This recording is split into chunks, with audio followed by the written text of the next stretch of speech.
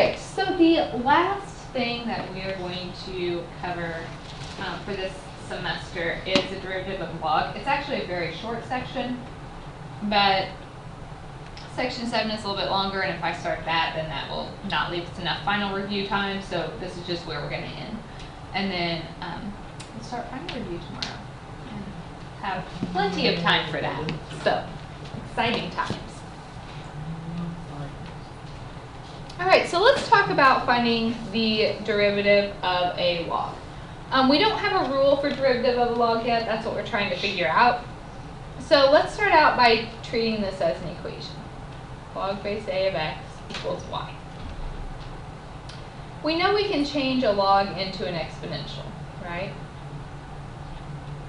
So a to the y power equals x. And we can do the derivative of an exponential. We know if you have e to a power, the derivative is still e to the power. If it's any other base to the power, remember you had that number to the power still, but you had to add in the natural log of the base. We only saw that in one section. It kind of came up, and we haven't seen it a whole lot otherwise. Times chain rule, what's the derivative of y? dy dx. Implicit differentiation. Equals, what's the derivative of x? 1. So, the derivative, dy dx, is 1 over a to the y natural log of a.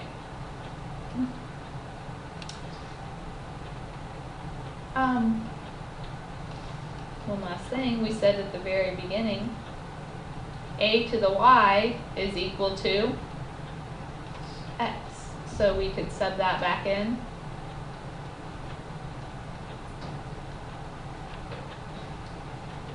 So that is the derivative of a log. If you have a log of any base, it's 1 over the argument times the natural log of the base. Most often, we are dealing with e's, right? So if I had the natural log is log base e. So according to this, it would be 1 over x times the natural log of the base, which is e, but what is the natural log of e? 1. So it's just 1 over x. And so that is actually what's boxed in on the next slide. If you have the derivative of a natural log, it's just 1 over the argument. Of course, chain rule still applies, so if it's not just a plain x, we'd have to do multiply by the derivative of the inside. But that is our starting point. So let's do some. So we're focusing mostly on the natural logs, because that's what comes up most often. And lucky for us, it has the simplest formula. We know the derivative of the natural log is just 1 over the argument, but we have to do chain rule here. So dy dx equals 1 over the argument times derivative of the inside. What's the derivative of the inside?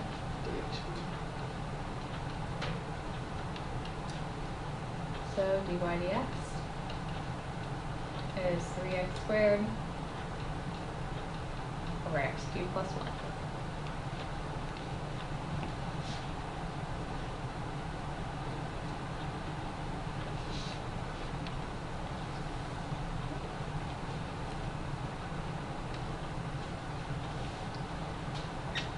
So number 2, the natural log of sine. So my derivative would be 1 over the argument, which is sine x, Then you have to take a times derivative of the inside. What is the derivative of sine?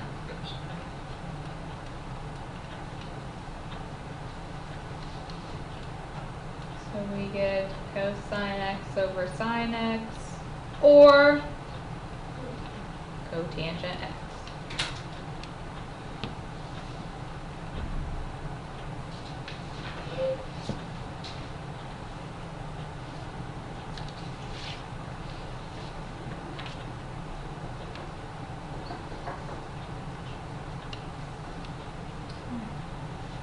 This one, the square root of the natural log of x. So think of this as the natural log of x to the 1/2 power. So what do we do first?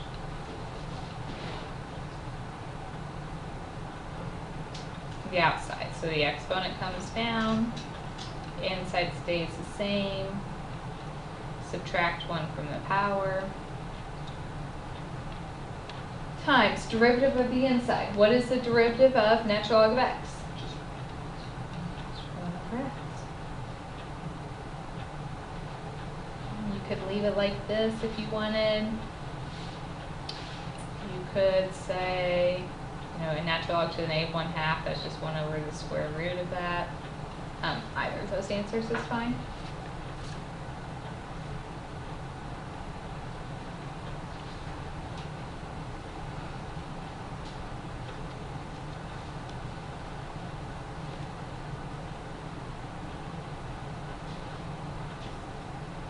So, good?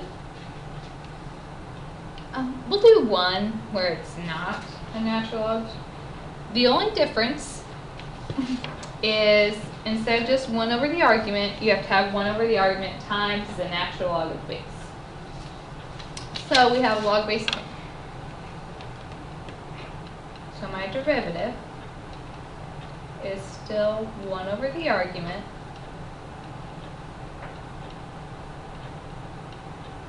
but you have to multiply it by what? The natural log of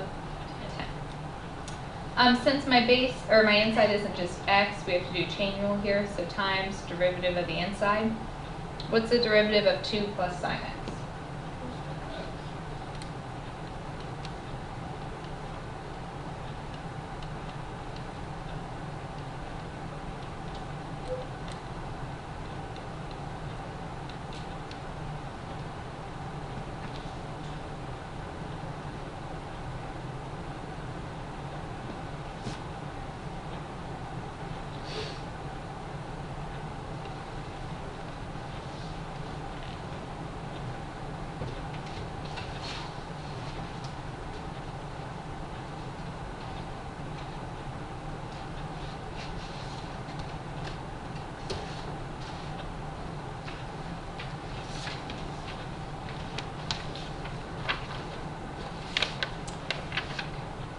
So we have the natural log of this whole thing. So the derivative is 1 over the argument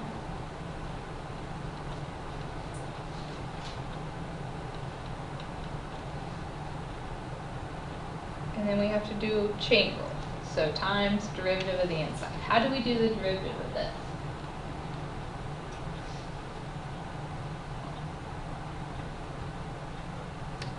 Quotient rule. Low, I'll say x minus 2 to the 1/2. D high, what's the derivative of x plus 1? Just 1 minus high. D low, so derivative of the bottom. So the 1/2 comes down, inside stays the same, subtract 1 from the power, times the derivative of the inside, which is 1 all over low squared.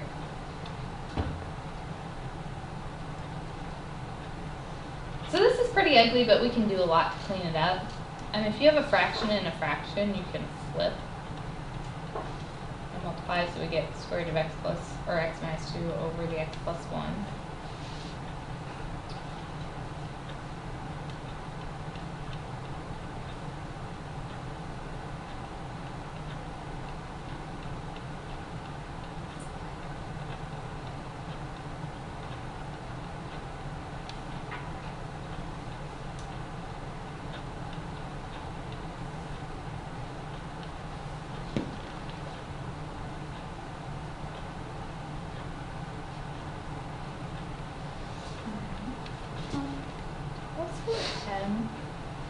distribute.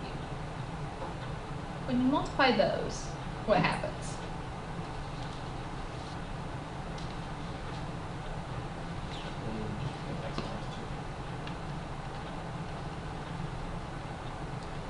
Okay, when I multiply it to this term, these two would cancel.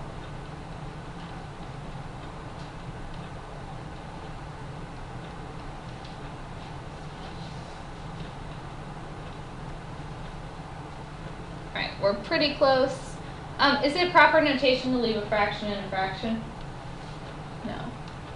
So what we could do is multiply everything by 2.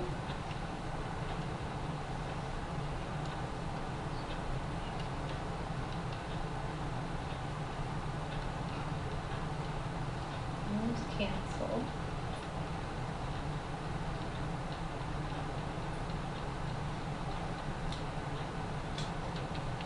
So we get x minus 5 over 2 times x plus 1 times x minus 2. So that's about as hard as they can get. That one required a lot of algebra to clean it up.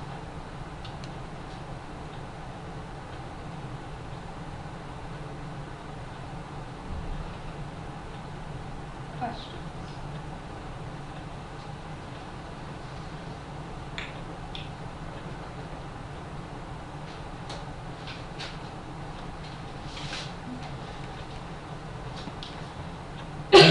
So, couple things.